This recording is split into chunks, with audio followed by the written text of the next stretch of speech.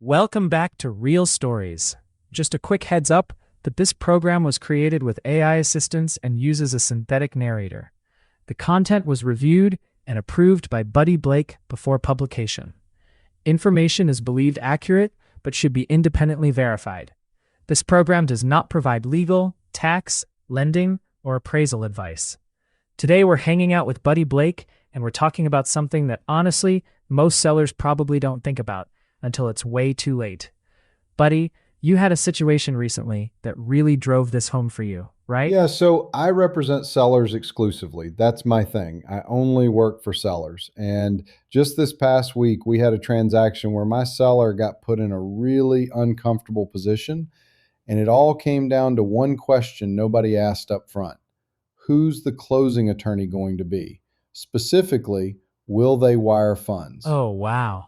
Okay, so you're saying this isn't just about picking any attorney. It's about what they actually do with the money? Like that matters? It matters huge, especially if you're in a situation, and this happens more than people think, where you're selling a house, but you need those proceeds wired the same day to close on another property somewhere else. Maybe it's another part of North Carolina, maybe it's out of state entirely. Your timeline is tight. Your next closing depends on getting those funds immediately. But here's the thing. If the buyer's attorney, who's handling the escrow, doesn't wire funds, they're only going to cut you a check. And now you've got a problem. So in your situation this week, that's exactly what happened? The buyer's attorney wouldn't wire? Exactly. And look, I'm not throwing shade at this firm. They're a very good firm, very reputable. I understand why some attorneys have policies about wiring.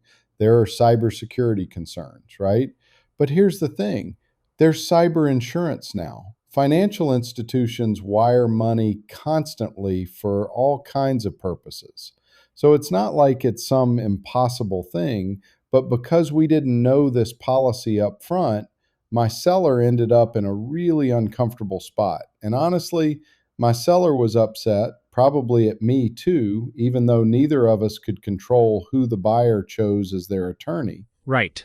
And that's the frustrating part, because you didn't even get a choice in the matter. So if you had known this ahead of time, what could you have done differently? We could have negotiated it in the contract. We could have said, hey, we need a closing attorney who wires funds, or we could have worked with the buyer to choose a different settlement agent. And actually, here's a good example. Builders, especially national and regional ones, they almost always require their own closing attorney if you want closing cost incentives. And people think, oh, there's a kickback involved. But that's not it at all. It's because builders know that attorney will get it done. They're familiar with the product, and most importantly, they know they can wire funds without any headaches. Oh, that makes total sense. So builders figured this out a long time ago. They built their process around attorneys who can actually move money. So, what's your advice for sellers right now who are about to go into contract? Ask the question.